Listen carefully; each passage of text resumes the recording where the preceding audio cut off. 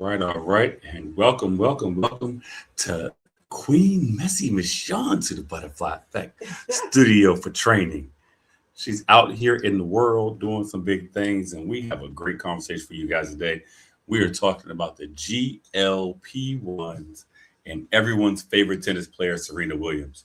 So Right. let's get into it. We saw a Super Bowl ad with Miss Serena, and she was out there in the streets telling everybody, I use the drugs to help me with my problems. What do y'all think about it? Let's talk about Foolishness. it. Foolishness.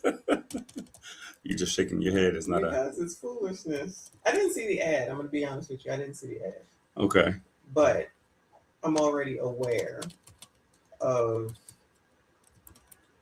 her stance on this GLP, right? GLP-1. GLP-1.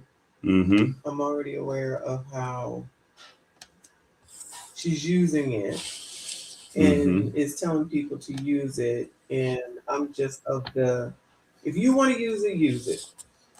Right. So I'm thinking it's more for money than anything. Well, I'm sick of people trying to sell us drugs. Go ahead. Sorry. I'm gonna show this window, and we're gonna play this video, and we're gonna see and watch it together. And we're gonna see what your things are. So here we go.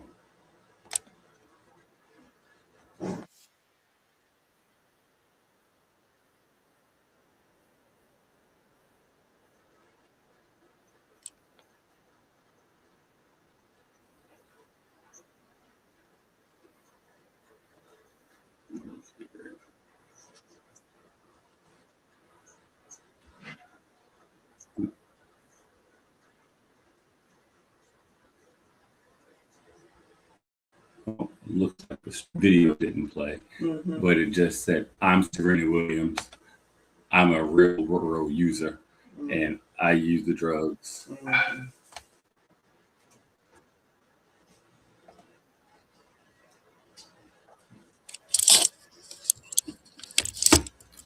I'm going to stop this share. What am I picking? I'm hearing mad feedback now. So anyway, so we're going to dump that.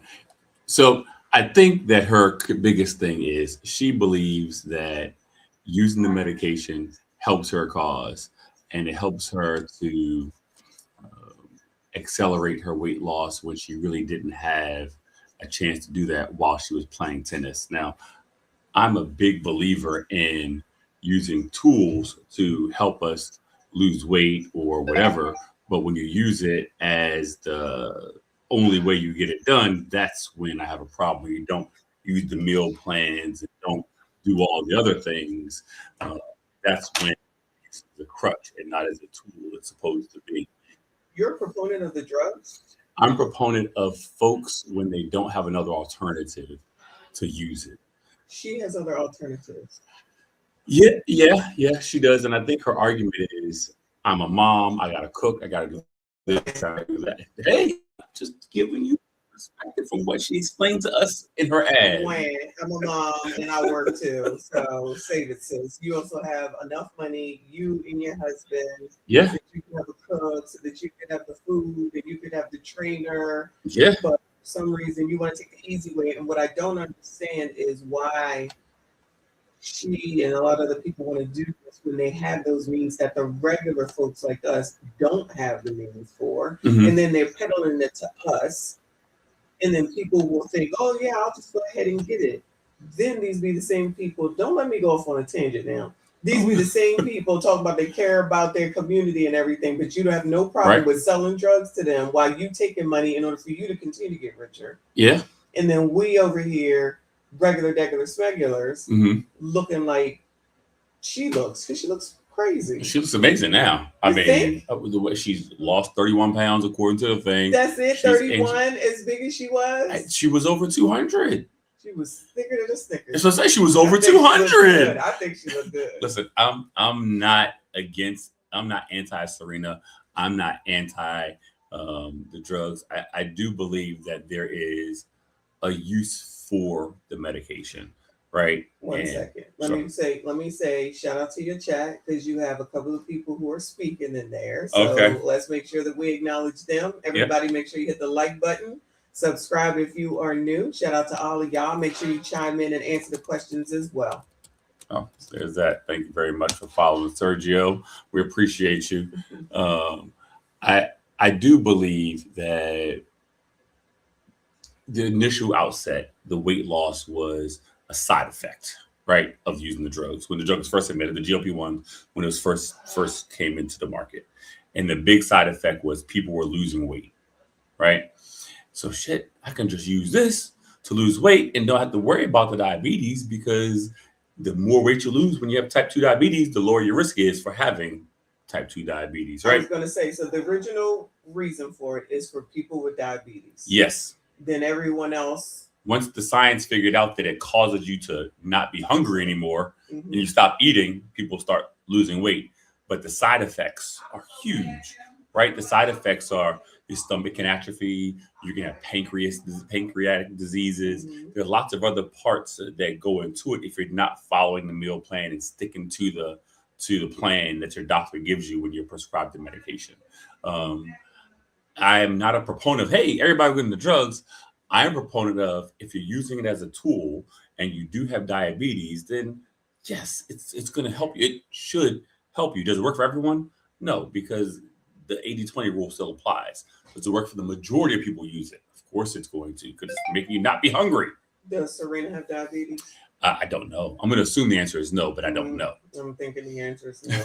So let's take diabetes off the table. Sure. Because again, I go back to, she does have the means to be able to do what needs to be done. So it's just an easy way. Sure. And if people want to use the easy way, that's fine. But do we really know what the results are going to be later? No, right? Because the test is only for 3 years.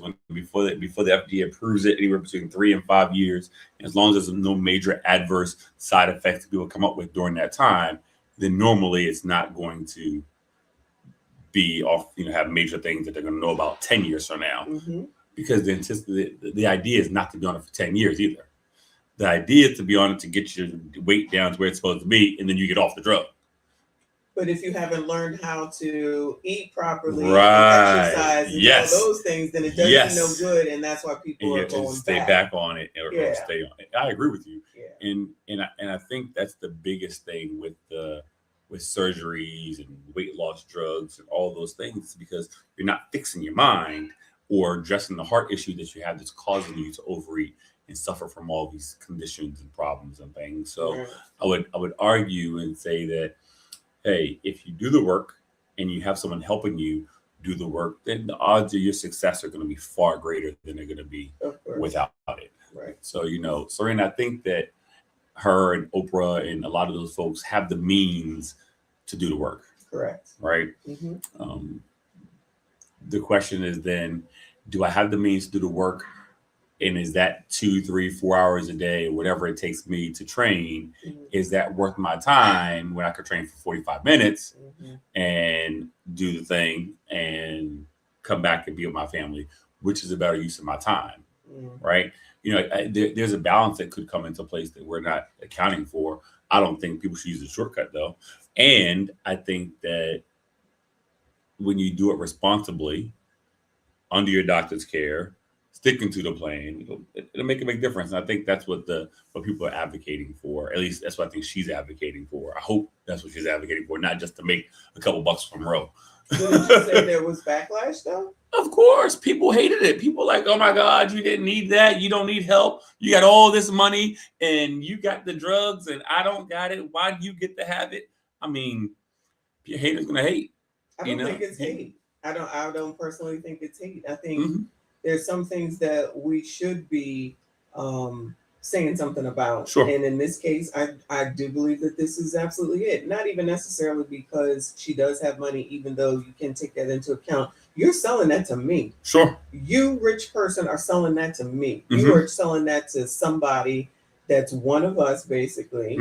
And if we go and do it, and then we just said we don't know what the future side effects are. Right. It's basically a cheat code. Mhm. It's encouraging the community. I'm going to go ahead Mhm. and talk about Black people to go ahead and use this instead of what we should be telling each other to do, because she wasn't saying this when she was tennising it up. No. So she was out there training. She was out there getting up Right. early. She was out there doing the whatever they do. Right. You weren't advertising any of that when Agreed. you were doing that. Yeah. No. And I'm thinking that that's a lot of our problem, is that we do need to have exercise encouraged, eating Mhm. right encouraged, and not just always taking the easy way out. I definitely agree with you on that one. I think that a lot of folks don't realize how hard it really is to be an athlete, right? I'm sure. I Right. know that. All of them. All of them. I can't Across do it. all I spectrums, can't all do it. sports. Mhm. And I think that people discount they discount the time that folks are spending to be an athlete. They say to master something takes 100 hours, right? To master any skill takes 100 hours. Imagine doing it for 20 years, 30 years, and then all of a sudden the music stops. Mhm. That's a big change, Mhm. and depression can happen, heart disease can happen, because there are other parts of your life that get impacted when you're not an athlete anymore. Mhm. If you're not an athlete, I played football for 20 years of my life. The biggest fear of most football players is, your heart is a muscle, Mhm. right? And it gets stronger, gets bigger like any other muscle. But if you stop training, that heart does not atrophy the same as your biceps or your legs will. So you got this big baggy heart now. Mhm. And football players die at 55 and 60 years old because they get heart disease or they have heart issues because it's not ejecting blood the right way. So they got to continue to train. Mhm. So I wonder what type of impact that had on her, right? She weighed 200 pounds when she played tennis. If she lost 30 pounds, is it easier on her heart? Is it easier on the other parts of her body that we don't know other issues that she may or may not have? We know her sister has got lupus, right? Her sister has other diseases. Mhm. So we don't know what other type of familial issues that she may have too that she doesn't discuss, which is, well within her right. But I agree with you. We shouldn't be force feeding medications down people's throats because they don't need to take the easy way. Majority of people don't have type 2 diabetes. Right. Majority of people are just lazy. Right. And that's the problem that I have is don't advocate for the drug as a cure. Advocate for the drug as a tool in conjunction with eating right, in conjunction with working out every day, in conjunction with doing all those things. I mean, it's like saying I could create a drug to make you never get the common cold ever again. Mhm. Well, you could also not get the common cold by never going outside. That's true. Right? Yeah, but when they're doing these advertisements for this drug, are they saying, "And I eat right, and I"? Well, she did. She said. Okay. She said in the video, I eat right. I work with my nutritionist to get my meals right, and then I work out every day. Still, could you imagine working out and not getting any results, not being able to get the scale to go down, right? Because she also had a tremendous amount of muscle. Right? And it's hard to get muscle mass off of you when you're not performing anymore. She's not an athlete in that. So I think there's some nuance with Serena. And I think she's probably a bad example. I think the best example is Oprah. Like Oprah shouldn't be talking about using these drugs. Oprah shouldn't be advocating for using these drugs. Right? I think that the majority, I don't think freaking Lizzo should be talking about using these drugs. Right? I think that there is a better way that's the more effective way that has a lower rate of recidivism that's better for you. And that's the important thing that I want people to see is I don't think that it's easy to lose weight. I also know it doesn't have to be fucking hard. Because people always want to, it's so hard to eat right. It ain't. Are there some people though that can't lose weight even if they do it all right? If they do what all right? Eat right, exercise, train, as you say. The laws of thermodynamics apply to every human being. Oh, so racism, that has nothing to do with it. The laws of thermodynamics apply to every human being.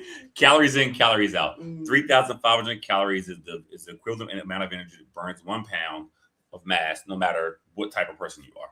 Black, white, green, it don't matter. However, there are things that are culturally different between us and other races. I had a conversation with a family today: a son, a mother, and a daughter. The mother is 88, the daughter is 68, the son 69, or whatever, maybe backwards, whatever. And the son is 6'1", 205 pounds. The mother's 5'4", 178 pounds, and the sister is 5'6", 256 pounds. And the mother said, "I don't think you lose no weight." Excuse me? You can't tell me I'm eating wrong. I'm telling you, you can eat better. What do you mean? I've been eating this way my whole life. I know. And you're 45 pounds too heavy. 45 pounds? I'll be a crackhead. No, you won't. You'll be living. And what do you mean, Walter? And they're like, what do you mean, Walter? I weigh 255 pounds. I feel fine. I don't care how you feel. I'm a grown man. I weigh 248. And I'm in really good shape. You shouldn't outweigh me, ma'am. And you're 5 inches shorter than me. You shouldn't outweigh me. And they sat there and thought about it. And I pulled up data. The average man in America weighs 181 pounds. Shout out to Kevin Samuels. 181 pounds is the average man in America. It's 181? 181 is the average man in America. Oh my God. So ladies, it was 200. if you're listening, it's 181 pounds. Even if it was 200, you shouldn't weigh anywhere near 200. I hear you. I'm not, now you talk about 181, you're going to be trying to get me to 110. I won't get you to 110, I promise. That's not the goals. That's not the goals. Okay. But, I do believe that, though, there is a difference between the races. I think that the difference is cultural. I also think that science has proven that we have a higher amount of anxiety, stress, and cortisol just from existing. Right? We have a different type of response to pain, to happiness, to sadness than do most other cultures. How many times have people told me, well, the best food I had was at that funeral the other day. Wait, what? The best food you had was at the funeral the other day? That don't make no sense to me. Right. But that's only because I'm now. Because before, that macaroni and cheese was good. She put it for it. Like, why? Right. And a lot of folks don't really understand how that culture of eating wrong or not eating healthy impacts our entire being. And I think that that's part of what we have to change as Black Americans. Is we have to change our relationship with eating right, because until we do, we're gonna keep dying at 69 and everybody else live until 75. Right. That's a big deal. I agree. And that impacts not just you and your relatives and your family. It's also impacting your children, your generational wealth. Because if you allow shorter, that means you're not going to earn more. Which means you have less to give, which means you have less experience to pass along, which means your people aren't going to have the right habits because you're the one that knows, but you're dying too early, so now you can't help nobody. Like it's an entire thing that we have to do a better job at, not just eating right and being healthy. It's leaving a legacy of taking care of your body, taking care of your mind, and taking care of your plate. That shit all ties together. And if you can do that, you've set your people up for success, because now they're going to live longer, healthier, and better, and have a better quality of life. Because I ain't trying to sit in the bedpan talking about I wish I would have.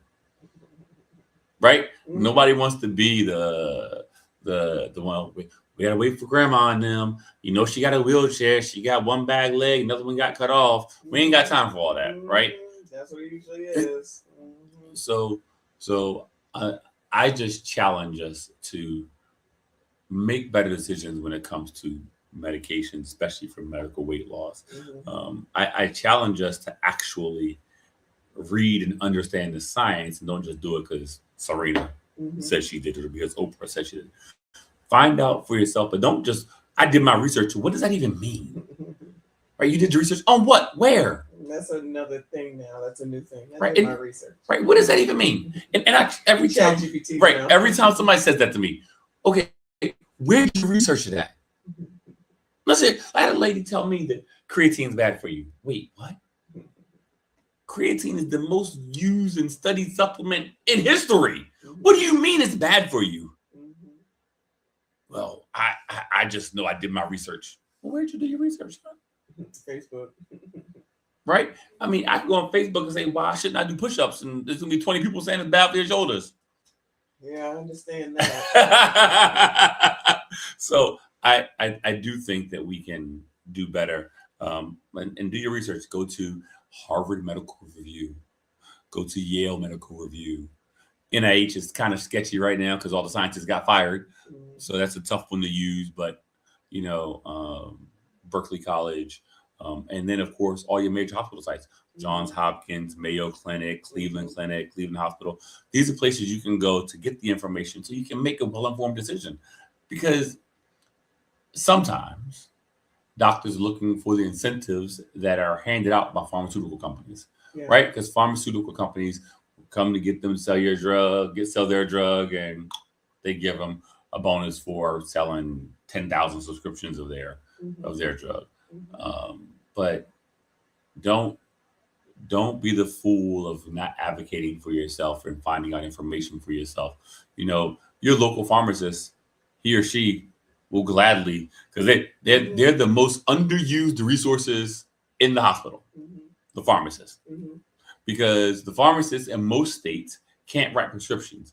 It's weird though, right? They're the ones that are responsible for the drugs, but they can't write prescriptions. That probably makes sense. Somebody else writes it, then you dole it out, as opposed to you having all the access to it. That kind of makes sense. So, but it depends. And different, like if you work the VA, if you're a pharmacist, you can write a prescription. It just depends on what the governing body is. But anyway, one of your most powerful advocates for drugs is your pharmacist. Ask them a crap ton of questions, right? Because then they're going to be excited to tell you because people asking me questions. I want to know more stuff. And they can share the knowledge that they have.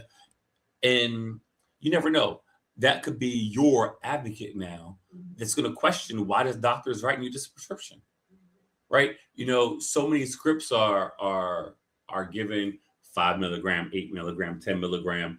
But if you 6'5" and 365 pounds, your dosage ain't going to be the same as somebody who's 5'10", 160. It's not going to be the same thing. So I would challenge you to ask for help, get the right information. Don't just lean on one doctor. Don't just lean on one nurse. Understand that there should be a team of professionals that are helping you through the process of making literally life-altering decisions. And be prepared to do the mental work.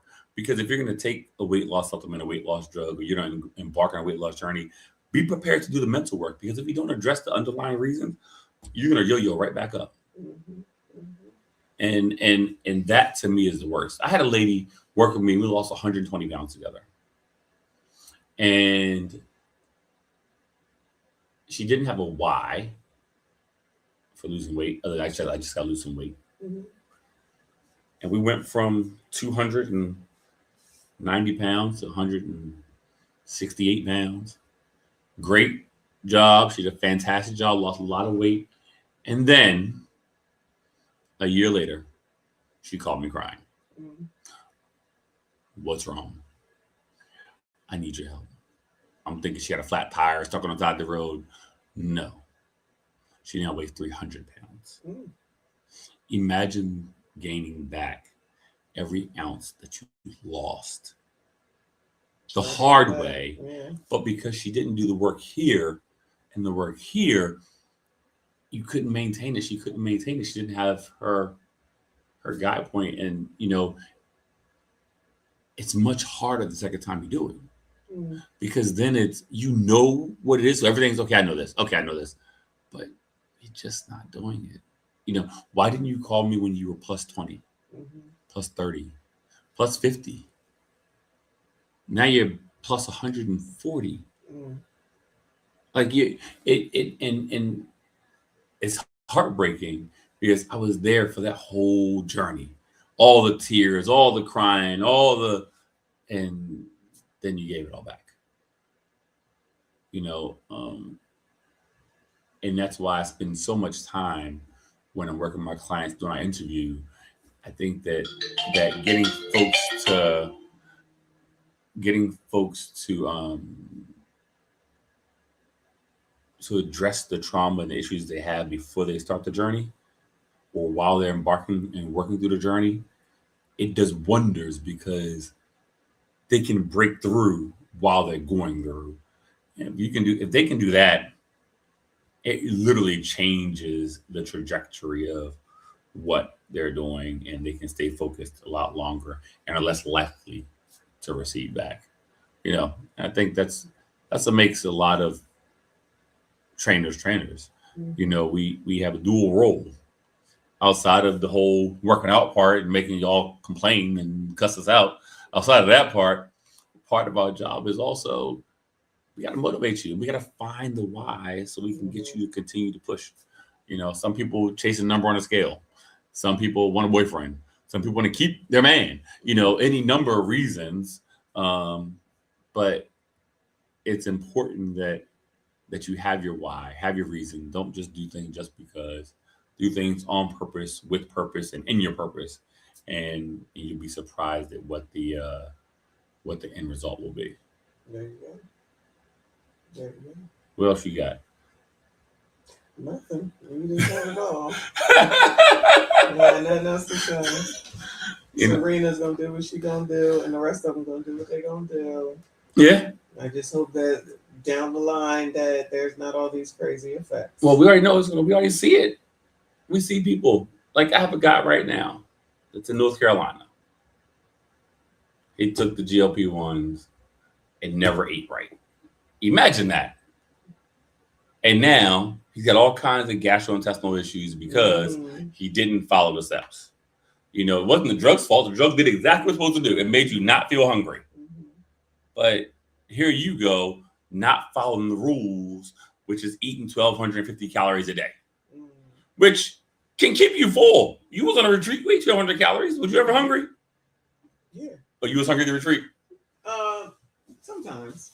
Not as much as I thought it would be. Right. Yeah. So you can, right. And once you adjust, and since you're already being depressed, you can do it. You're just lazy, dude. Yeah, that sucks. Yeah. That was a waste.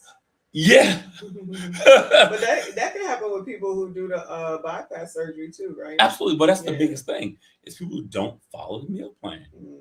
And the thing with the bypass and a lot of these drugs, if you don't eat right, the skin looks like the thing. And if you just work out and eat right while you're using the drugs, like if I was to go get on the GLP-1 right now,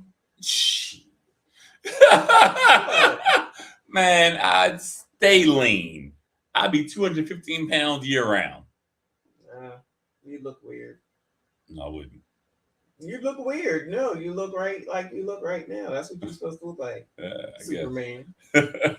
But I think that's what happens. You see a lot of these athletes who were on performance enhancing drugs for a long time, and as soon as they get off, they come back down to reality.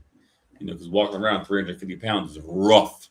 Like I talk to athletes all the time who are who's used performance enhancing drugs, and I mean these guys get humongous. My favorite bodybuilder is 6 feet tall, same height as me, 355 pounds and 346 pounds and 15% body fat. So he's walking the same body fat as me, but at 340. That's crazy. Is that confirmed that she was on who, Serena? Performance and you'll never confirm it, but I mean I know we all know what it looks like. I mean, I'm in the business. It's not hard to tell who's on drugs and who's not. Like The Rock was never natty, right? He was always on drugs. It's not hard to tell. Somebody's 55 years old still making gains ain't natty. It's impossible. Any 99% of those crazy transformations you see that movie stars and stuff go through, 99%, Okay, 98.5%. They're all on some kind of performance enhancing drugs. It's impossible. You can't go from not working out to working out for 90 days to prep for a movie, and all of a sudden you fit as hell. No. That's not real life. That's not real life. That's, oh, what's with all this influencer over here? Yeah, they're fake. It's fake. It's angles, lighting, and fakeness. I could use lighting and make me look stage ready, but I'm nowhere near stage ready right now, right? You know, and I believe in my heart of hearts that everyone can achieve a better level of health and fitness. Of course. And I believe in my heart of hearts that people don't do it because they don't want to freaking do the work. It's too hard. And I call bullshit. It's not easy. I know. You know, because you get your ass kicked in the morning. And in the afternoon sometimes. You know? And, oh, Walter, I go to Zumba 4 days a week. Okay. I dance in my living room too. 7 days a week. That don't make you lose weight. But I don't want to get too bulky. I promise. Lifting heavy weights don't make you bulky. Lifting heavy weights make you toned. It makes you look better. Makes your shape look better. You're not bulky. In fact, I don't want to look like a man, ma'am. There's absolutely nothing you can do to look like a man by lifting weights. Nothing. Your body ain't built for it. Sorry. That's what we say. I know. Goes a lot. I'm big boned. Bullshit. There's no such thing. Your bones ain't no big. If we was all bones right now, you would only be able to tell you're a man, a woman, and I'm a man. That's it. We all the same. My bones are bigger. I ain't big. She's a big boned jaw. I'm gonna show y'all what Michonne's skeleton looked like. Hold on, I got a picture of it. Oh Lord. It's Let's see images. Lord have mercy. I found it. Yep, I found your skeleton. I'm gonna go ahead. I'm gonna share this with you guys because she said that she is big boned. Share screen. Share screen. We're gonna share the tab. I think. Yep, there it is. Share.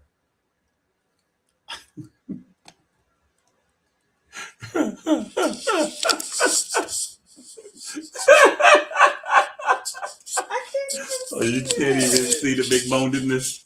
You can't see. Oh my God! You can't see the big bonedness. She's big boned, y'all. So, but anyway, I'm gonna stop talking about her and her big bonedness, and we're gonna go work out because she came all the way up here. She didn't think she was gonna work out today. She was wrong. I already worked out today. That was this morning. That was this morning. She came in. She had a hoodie on, leggings on, got the Nike Cortez on. Yeah, she about to get his work. I'm gonna make her sweat her edges out. We're gonna get sweat out today. So we're gonna get this work, y'all. We appreciate you all for stopping in. We got up to 71 viewers today. I'll take it. Not bad for the 12th. 212. Today, 212. That's our address. 212. Okay. I didn't know that. All right, guys. Thank you so much for joining us. We appreciate you. Special thank you to Messy Michonne for stopping through and bringing her tribe through. We appreciate you. Thank you for coming, and we will see you all next week, the same place, same time. Peace.